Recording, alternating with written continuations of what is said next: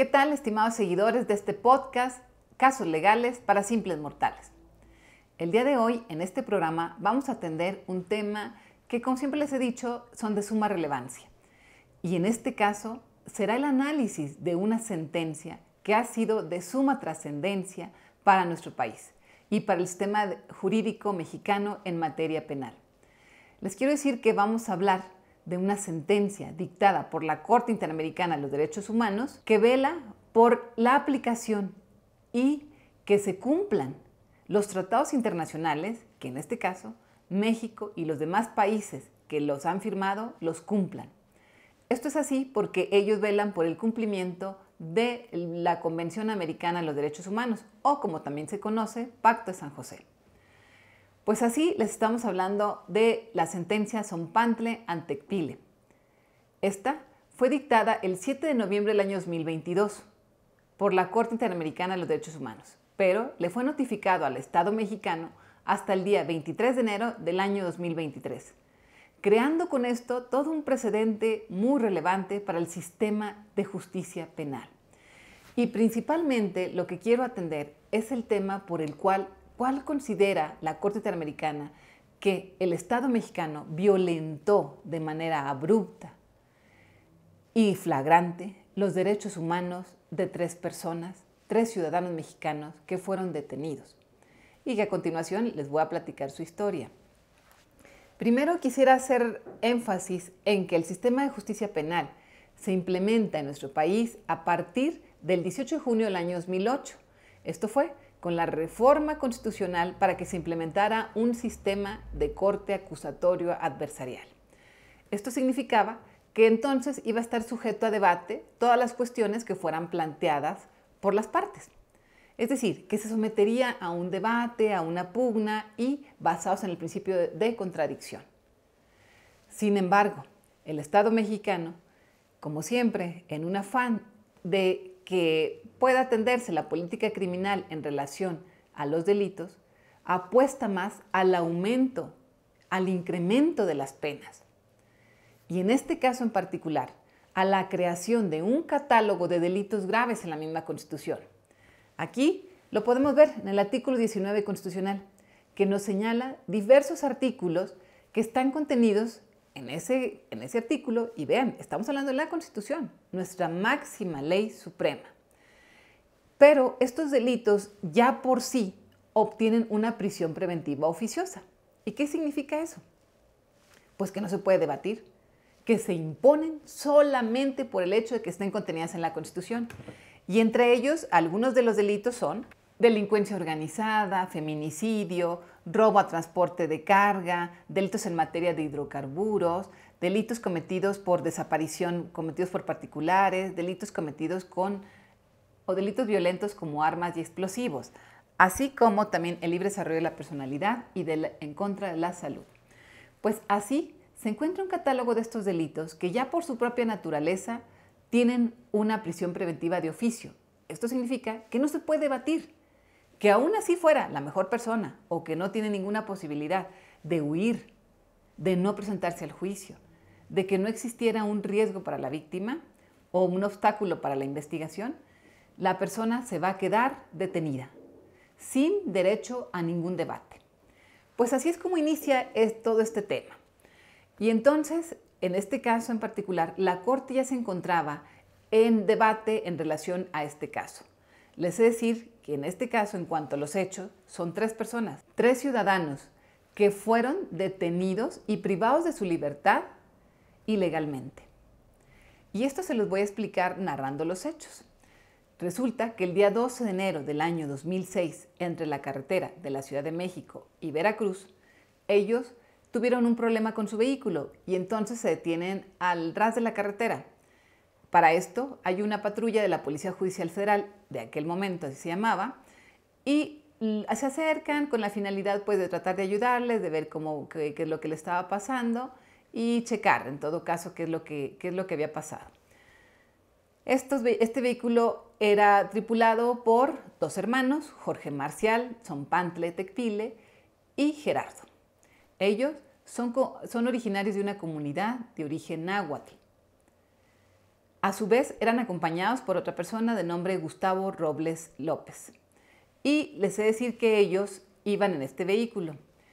Cuando son abordados por la policía, únicamente era con los fines de ayudarles. Sin embargo, pues esto no fue así, ya que esto trascendió. Ya que los policías, sin mediar ningún otro tipo de palabra o de autorización, ellos empiezan a revisar el vehículo. Esto no sería congruente, porque no estaban cometiendo un delito en sí. Sin embargo, así se hizo. Empiezan a revisar el coche. Dentro del coche observan que venía una maleta, dentro de la maleta unas libretas con ciertas anotaciones y con datos de una organización política que era contraria al gobierno. Pues ese solo hecho dio pie a que se siguiera toda una investigación en su contra. Ellos fueron detenidos, pero como no había un cargo propiamente que realizar sobre ellos, entonces fueron sometidos a la privación de la libertad mediante la figura procesal del arraigo. Esto significa, el arraigo solamente es con fines de investigación, por si acaso llegara a demostrarse que ellos cometieron un delito. Y así fue. Durante 3 meses estuvieron detenidos. Detenidos en una casa de seguridad, en un hotel que la policía judicial así lo determinó, sin que hubiera todavía un cargo como tal en contra de ellos. Sin embargo, este tiempo le sirvió a la Procuraduría General de la República en aquel tiempo para poder hacer todo el caso. Así, el día 22 de abril del año 2006, ellos fueron presentados ante un juez federal en materia penal, y fueron acusados, de acuerdo a la Ley Federal de Delincuencia Organizada, por el delito de terrorismo, así como también por el de cohecho, porque supuestamente estaban, o que en este caso lo hicieron como que coaccionaron a la policía. Sin embargo, les he de decir que ellos estuvieron esos 3 meses sin ningún cargo, porque apenas estaban investigando. Así es la figura del arraigo. Y 3 meses después los presentan ante el juez. Se lleva todo un proceso penal, hasta que se dicta una sentencia absolutoria por los delitos de terrorismo y de cohecho. Ellos obtienen su libertad el 22 de octubre del año 2008. Quiere decir que prácticamente 2 años estuvieron detenidos. Esto vulnera flagrantemente los derechos de la libertad personal, la presunción de inocencia. Pero además de ello también, lo que dejó entrever este caso es que las figuras del arraigo y de la prisión preventiva son totalmente inconvencionales, es decir, que son contrarias a la Convención Americana de los Derechos Humanos, que son ilegales, que además de ser ilegales, son contranaturales, es decir, que estamos yendo en contra de los derechos humanos inherentes a la propia persona. De ahí entonces que es la relevancia de este caso. Y les he de decir también en cuanto a los precedentes, en cuanto al antecedente aquí en México, ya la Suprema Corte de Justicia de la Nación había entrado a analizar este tema en virtud de una acción de inconstitucionalidad que se había presentado ante la misma Suprema Corte de Justicia.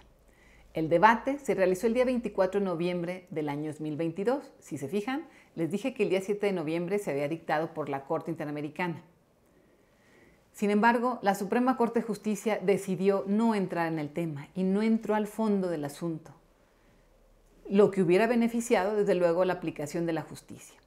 Sin embargo, hasta enero de este año 2023 es que la Corte notifica al Estado mexicano, y lo que le hace ver es que dentro de la misma ley y la misma Constitución se están violando derechos humanos. ¿Qué significa esto? Que la misma ley máxima de nuestro país es violatoria de derechos humanos.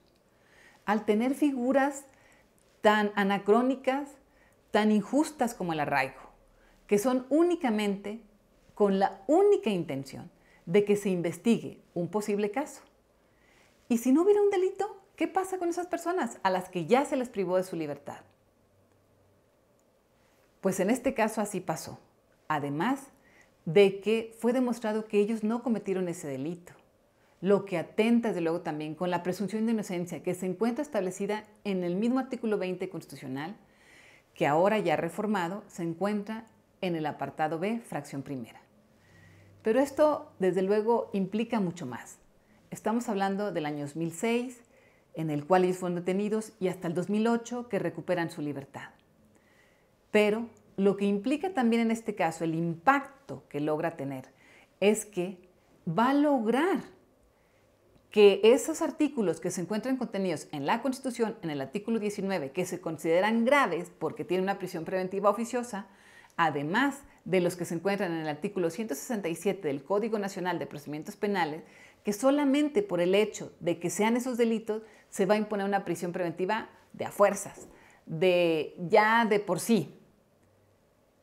Está logrando cambiar esto, donde el Ministerio Público, aun y cuando no se ha reformado la Constitución ni el Código Nacional, cada Ministerio Público en cada caso concreto va a tener que justificar, fíjense bien, lo que significaría que a aquella persona que está siendo procesada se le pudiera llegar a imponer una medida cautelar en la cual tendría un riesgo procesal.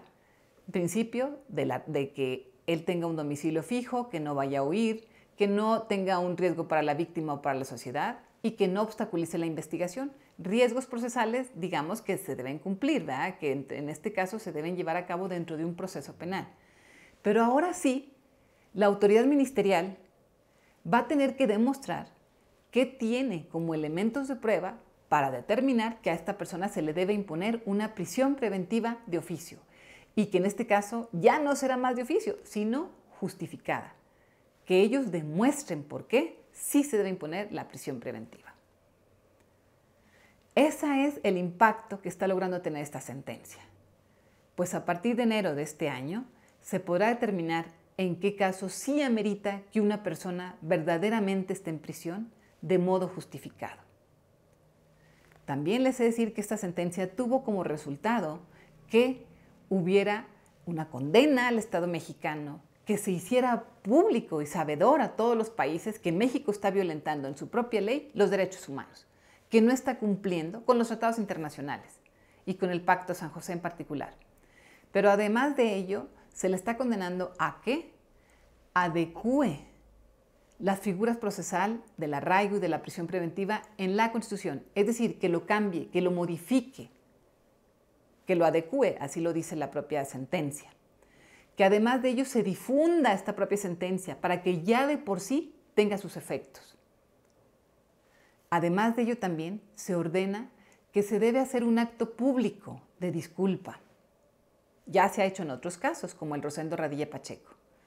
Además de ello también se le obliga a que va a pagar el Estado mexicano las cantidades que se consideren necesarias por concepto de reparación del daño a las víctimas, que en este caso todavía viven o todavía se le deben hacer a los señores Zompantle Antecpile, que son hermanos, pero al señor Gustavo Roble López, él ya murió y deberá ser a sus derechohabientes.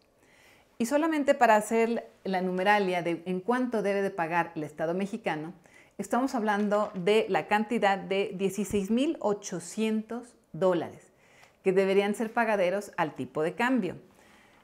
Pero además de ello también será la cantidad de 344,000 pesos. Y también se ha determinado que se les va a dar una beca a los beneficiarios del señor Gustavo Robles, es decir, de acuerdo a que sigan estudiando y se les deberá dar una beca de 114,000 pesos aproximadamente, conforme demuestren que va haciendo sus estudios. Esas son el resultado de esta sentencia, además de la garantía de no repetición, de que se le ordena al Estado mexicano que no vuelva a repetir un acto de estos.